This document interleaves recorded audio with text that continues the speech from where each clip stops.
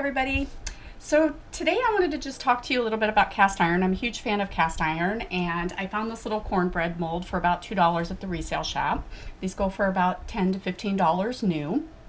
And I wanted to just offer this helpful tip about cleaning it. Now when I bought this, it had a lot of food or whatnot trapped in the little kernels there. So it was very difficult to clean. As you can see here, I tried to scrub it, and it kind of took a little bit of the finish off, so that was not the greatest idea. I tried also heating this pan with a little water in it. I tried degreasing dish soap, and I realized that the trapped particles were most likely oil.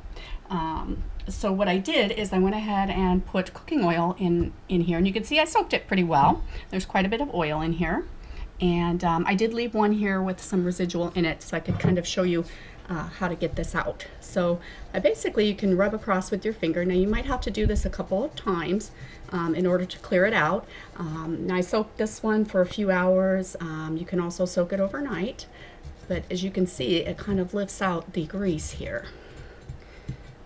And again, like I said, you're going to have to do this a couple of times, but as you can see down here, it completely cleaned the entire plate. So I hope this video helps. If you have one of these pans at home and you have a lot of baked on stuck food in there, this will help you get that cleaned out.